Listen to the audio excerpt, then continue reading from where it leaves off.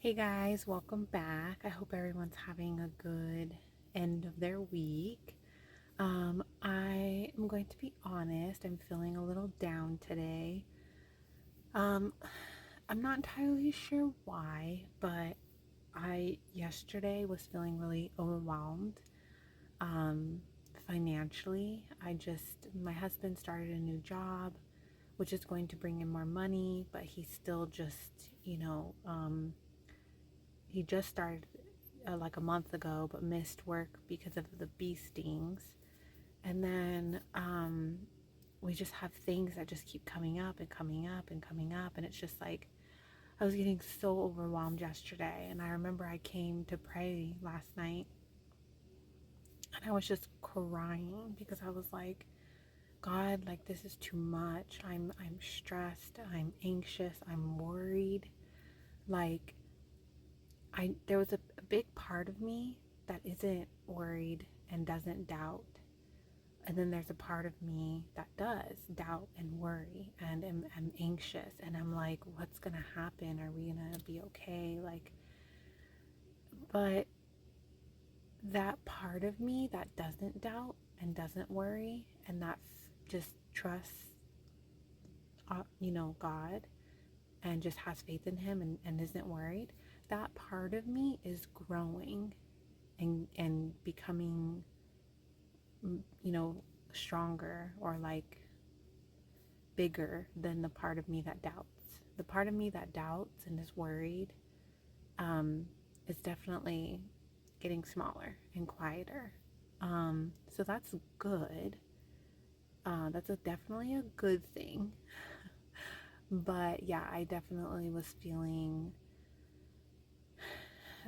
overwhelmed and like worried, So I was telling God this in prayer. And it's so funny because just on Sunday, we got little bags that the kids made at church. And um, my bag was this one. It's Consider the Wildflowers, Luke 12:27, which we're reading the book of Luke right now, which is so funny. Um, and as soon as I got this, I was like, oh my God, how crazy. Like there's a bunch of women, right? And the kids are just randomly giving these bags to people. And so I got this bag and I was like, oh my gosh, how funny. Like, and then today, I just keep seeing videos about not worrying, and also this week. And then I also saw a video of this person I follow that God speaks to me through him a lot. And I wake up and I have a message that he made a video today, and it was literally about what I was praying about last night. So God is definitely interesting. Um, I it's just beyond fascinating. The more I watch him work and move in my life and other people's lives, just the more fascinated and intrigued I am because it's definitely, like it says in the Bible, his ways are higher than ours. His thoughts are higher than ours. Like, I mean, just look at our bodies. Look at the earth. Look at the universe. Just spend a little time looking at all those things, even just your body right now. Like stop and look at your body. Think about your body. Like do some research on the anatomy of a body and how it works and stuff. And for God to have created it the way that it is just beyond anything that we could ever possibly in our lifetime think of or design ourselves, along with everything else and how it all works together. Like if we literally left like the ecosystem alone on the earth, everything would be fine. Like because everything just kind of, God designed it all perfectly.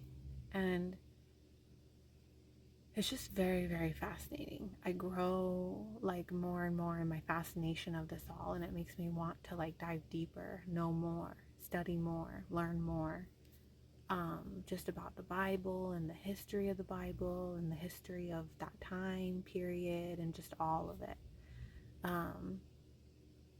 So it's just really fascinating. And I just,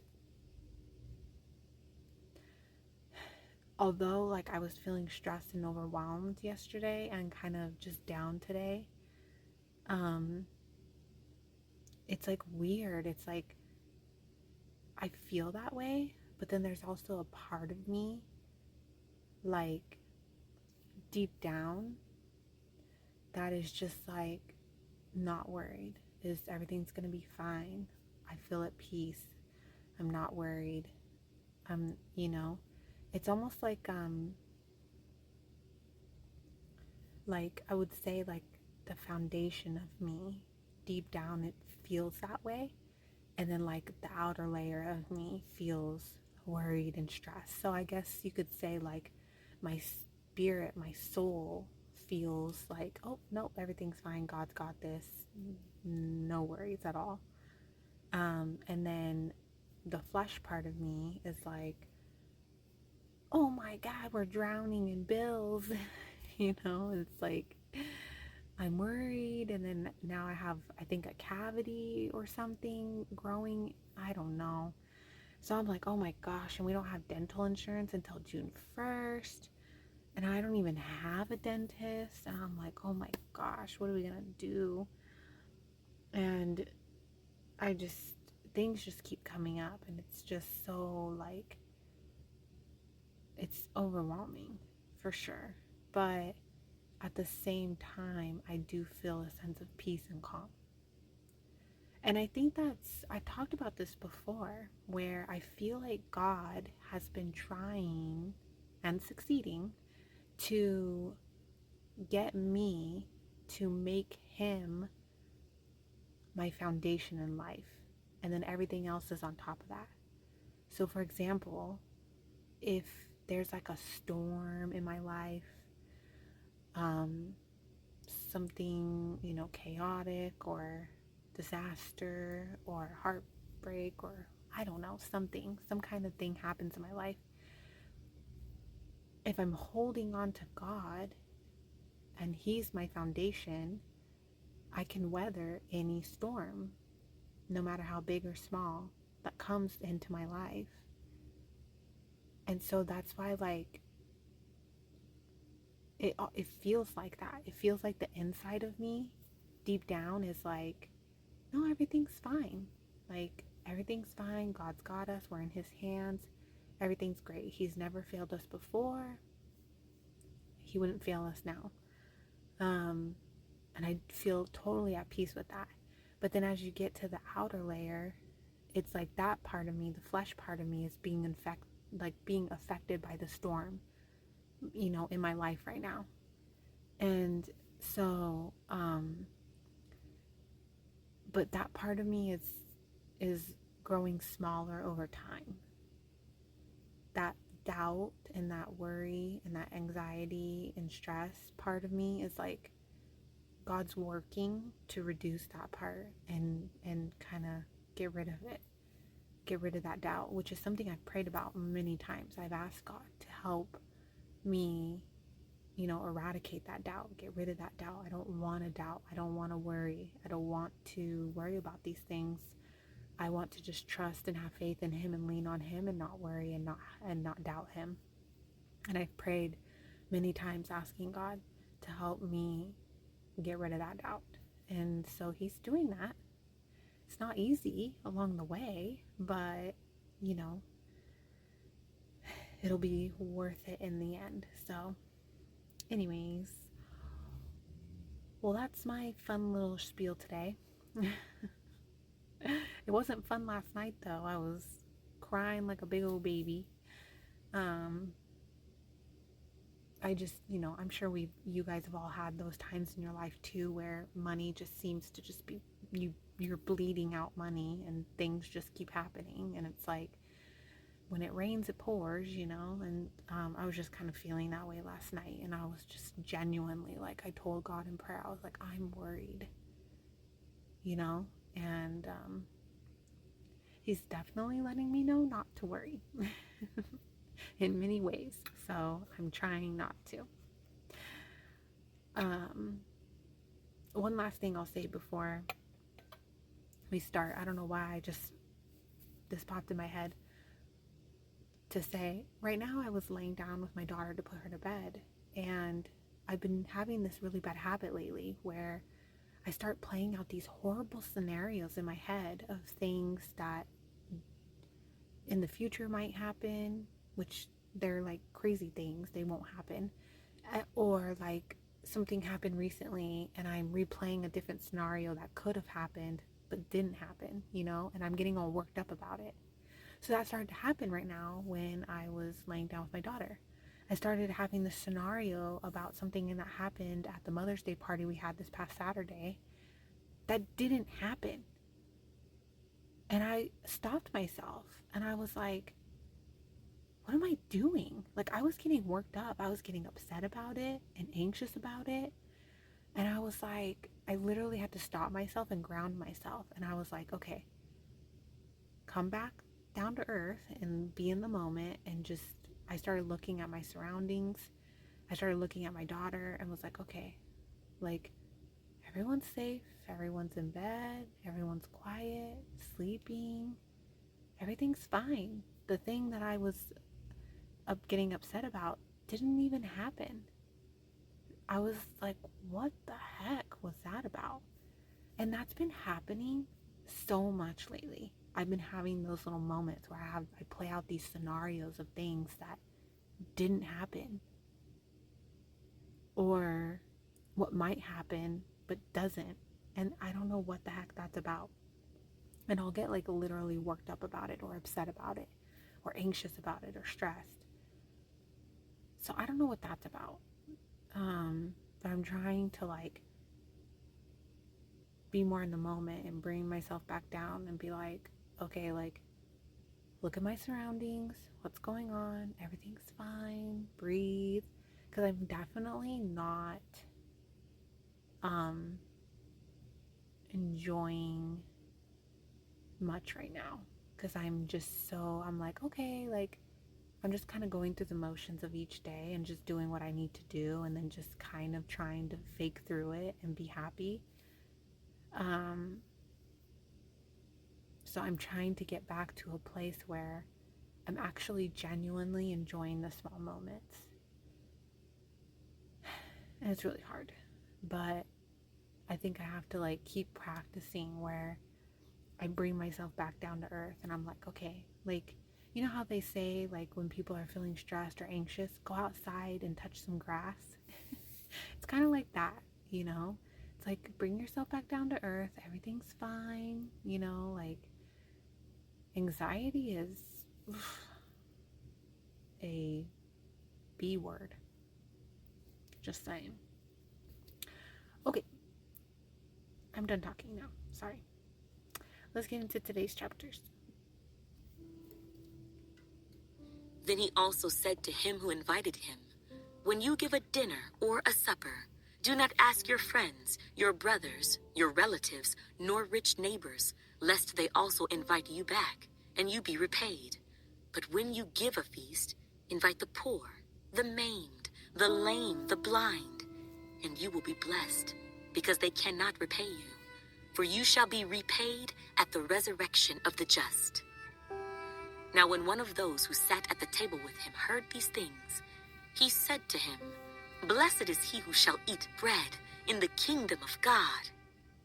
Then he said to him, a certain man gave a great supper and invited many, and sent his servant at supper time to say to those who were invited, come, for all things are now ready. But they all with one accord began to make excuses. The first said to him, I have bought a piece of ground, and I must go and see it. I ask you to have me excused. And another said, I have bought 5 yoke of oxen, and I am going to test them. I ask you to have me excused. Still another said, I have married a wife, and therefore I cannot come. So that servant came and reported these things to his master. Then the master of the house, being angry, said to his servant, Go out quickly into the streets and lanes of the city, and bring in here the poor, and the maimed, and the lame, and the blind." And the servant said, "Master, it is done as you commanded, and still there is room." Then the master said to the servant, "Go out into the highways and hedges, and compel them to come in, that my house may be filled. For I say to you, that none of those men who were invited shall taste my supper." Now great multitudes went with him, and he turned and said to them, "If anyone comes to me, and does not hate his father and mother, wife and children, brothers and sisters, yes, and his own life also, he cannot be my disciple. And whoever does not bear his cross and come after me cannot be my disciple.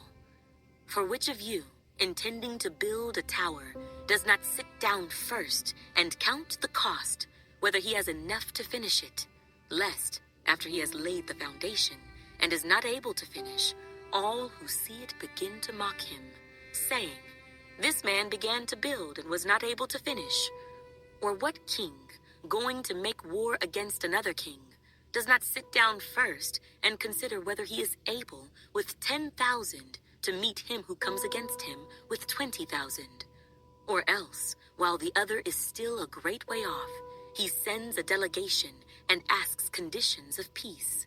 So likewise, whoever of you does not forsake all that he has cannot be my disciple. Salt is good, but if the salt has lost its flavor, how shall it be seasoned? It is neither fit for the land nor for the dunghill, but men throw it out. He who has ears to hear, let him hear." Then all the tax collectors and the sinners drew near to him to hear him. And the Pharisees and scribes complained, saying, "This man receives sinners and eats with them." So he spoke this parable to them, saying, "What man of you, having 100 sheep, if he loses one of them, does not leave the 99 in the wilderness, and go after the one which is lost, until he finds it? And when he has found it, he lays it on his shoulders, rejoicing. And when he comes home, he calls together his friends and neighbors, saying to them, 'Rejoice with me, for I have found my sheep which was lost.' I say to you, that likewise there will be more joy in heaven over one sinner who repents than over 99 just persons who need no repentance. Or what woman, having 10 silver coins, if she loses one coin, does not light a lamp, sweep the house, and search carefully until she finds it? And when she has found it, she calls her friends and neighbors together, saying, 'Rejoice with me, for I have found the piece which I lost.' Likewise I say to you, there is joy in the presence of the angels of God over one sinner who repents." Then he said, "A certain man had 2 sons, and the younger of them said to his father, 'Father, give me the portion of goods that falls to me.' So he divided to them his livelihood. And not many days after, the younger son gathered all together, journeyed to a far country, and there wasted his possessions with prodigal living. But when he had spent all, there arose a severe famine in that land, and he began to be in want. Then he went and joined himself to a citizen of that country, and he sent him into his fields to feed swine. And he would gladly have filled his stomach with the pods that the swine ate, and no one gave him anything. But when he came to himself, he said, 'How many of my father's hired servants have bread enough and to spare, and I perish with hunger? I will arise and go to my father, and will say to him, Father, I have sinned against heaven and before you, and I am no longer worthy to be called your son. Make me like one of your hired servants.' And he arose and came to his father. But when he was still a great way off, his father saw him and had compassion, and ran and fell on his neck and kissed him. And the son said to him, 'Father, I have sinned against heaven and in your sight, and am no longer worthy to be called your son.' But the father said to his servants, 'Bring out the best robe and put it on him, and put a ring on his hand and sandals on his feet, and bring the fatted calf here, and kill it, and let us eat and be merry. For this my son was dead, and is alive again. He was lost, and is found. And they began to be merry. Now his older son was in the field, and as he came and drew near to the house, he heard music and dancing. So he called one of the servants and asked what these things meant. And he said to him, Your brother has come, and because he has received him safe and sound, your father has killed the fatted calf. But he was angry and would not go in. Therefore his father came out and pleaded with him. So he answered and said to his father, Lo, these many years I have been serving you. I never transgressed your commandment at any time, and yet you never gave me a young goat, that I might make merry with my friends. But as soon as this son of yours came, who has devoured your livelihood with harlots, you killed the fatted calf for him.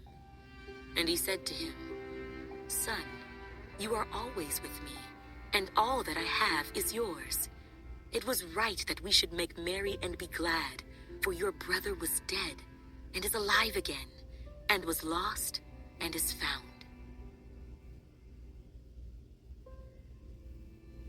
He also said to his disciples, There was a certain rich man who had a steward, and an accusation was brought to him that this man was wasting his goods. So he called him and said to him, What is this I hear about you? Give an account of your stewardship, for you can no longer be steward. Then the steward said within himself, What shall I do? For my master is taking the stewardship away from me. I cannot dig. I am ashamed to beg. I have resolved what to do, that when I am put out of the stewardship, they may receive me into their houses. So he called every one of his master's debtors to him, and said to the first, How much do you owe my master? And he said, 100 measures of oil. So he said to him, Take your bill, and sit down quickly and write 50. Then he said to another, And how much do you owe? So he said, 100 measures of wheat. And he said to him, Take your bill, and write 80. So the master commended the unjust steward, because he had dealt shrewdly. For the sons of this world are more shrewd in their generation than the sons of light. And I say to you, make friends for yourselves by unrighteous mammon, that when you fail, they may receive you into an everlasting home. He who is faithful in what is least is faithful also in much, and he who is unjust in what is least is unjust also in much. Therefore, if you have not been faithful in the unrighteous mammon, who will commit to your trust the true riches? And if you have not been faithful in what is another man's, who will give you what is your own? No servant can serve two masters, for either he will hate the one and love the other, or else he will be loyal to the one and despise the other. You cannot serve God and mammon. Now the Pharisees, who were lovers of money, also heard all these things, and they derided him. And he said to them, You are those who justify yourselves before men, but God knows your hearts. For what is highly esteemed among men is an abomination in the sight of God. The law and the prophets were until John. Since that time, the kingdom of God has been preached, and everyone is pressing into it. And it is easier for heaven and earth to pass away than for one tittle of the law to fail. Whoever divorces his wife and marries another commits adultery, and whoever marries her who is divorced from her husband commits adultery. There was a certain rich man who was clothed in purple and fine linen, and fared sumptuously every day. But there was a certain beggar named Lazarus, full of sores, who was laid at his gate, desiring to be fed with the crumbs which fell from the rich man's table. Moreover, the dogs came and licked his sores. So it was that the beggar died, and was carried by the angels to Abraham's bosom. The rich man also died and was buried. And being in torments in Hades, he lifted up his eyes and saw Abraham afar off, and Lazarus in his bosom. Then he cried and said, Father Abraham, have mercy on me, and send Lazarus that he may dip the tip of his finger in water and cool my tongue, for I am tormented in this flame. But Abraham said, Son, remember that in your lifetime you received your good things, and likewise Lazarus evil things. But now he is comforted, and you are tormented. And besides all this, between us and you there is a great gulf fixed, so that those who want to pass from here to you cannot, nor can those from there pass to us. Then he said, I beg you therefore, Father, that you would send him to my father's house, for I have 5 brothers, that he may testify to them, lest they also come to this place of torment. Abraham said to him, They have Moses and the prophets. Let them hear them. And he said, No, Father Abraham, but if one goes to them from the dead, they will repent. But he said to him, If they do not hear Moses and the prophets, neither will they be persuaded, though one rise from the dead. I really enjoyed today's chapters when I read it last night. There's a couple things. This last couple verses is so true. Like, if you don't already believe, what you've been told, how much more is someone else gonna convince you, I don't know. But because it's if you are already questioning and doubting, you're gonna find it's like those people you see on the internet that ask questions. They'll be like, well, if God created us, then who created God? It's if you're gonna go down this journey with God and reading the Bible and getting to know God and bringing him into your life, there's one thing that you have to just accept, which was very difficult for me, and sometimes I still struggle with it, is you're not gonna have all the answers. And that's just that. You're just not going to have all the answers. And if there's things that you're asking and it's okay with God for you to know the answer, he will give you the answer. If it's not something for you to know or worry about, then just trust God. Trust God that there's a reason for that. Trust him. It's like my daughter. She's 2, and at no point in her childhood or teenage years, if we're ever struggling about money or something's happening that she doesn't need to be worried about, I'm not going to worry her about it. That's for me and my husband to worry about. That's not for her. That's not her concern. She's fed every day and clothed, has a safe, warm roof over her head, and people that love her. And she doesn't need to know, we have a lot of bills right now, or, things are stressful right now. She just does not need to know that. And God does the same thing for us. He knows what we don't need to worry about and what what he does want us to know. And so you have to just accept we are not going to get all the answers for everything that we want to know. And when you come to that acceptance and you just start to accept that, and with some things, things get much better, for sure. And I struggled with that a lot in the beginning. I don't remember for how long, but I really struggled with that. I did not know Lazarus. I mean, I've heard of him before, but I didn't know he was a homeless person. I had no idea. And then the story in chapter 15 about the 2 sons, and how the older one was kind of jealous of the son that went astray and then came back, and he was being rejoiced, and the other one's hey, I've been good this whole time. What? I don't understand. Where's my,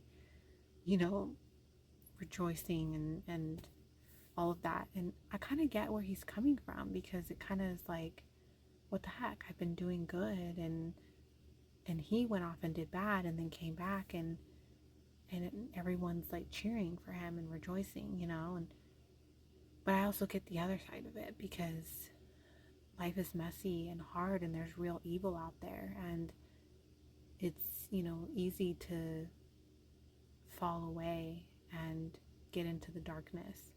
So when you come back and you're going back, coming back to God, basically, that's definitely something to be cheerful of, because if you do as God says and love your neighbor, right? Isn't it love your neighbor as yourself or something like that? You would be joyful over that. But I also get the older son, kind of like, it's like, hey, what the heck? Where's my recognition? Like, I don't know, I get it. But, and then the other thing was chapter 14, verse 26, about how you cannot be a disciple of Jesus if you do not hate your, life and your family and all of that. Like,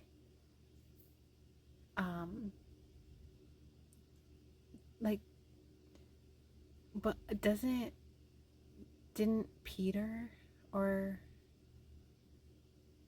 yeah, what was his, Peter, right? Or Simon Peter, same person.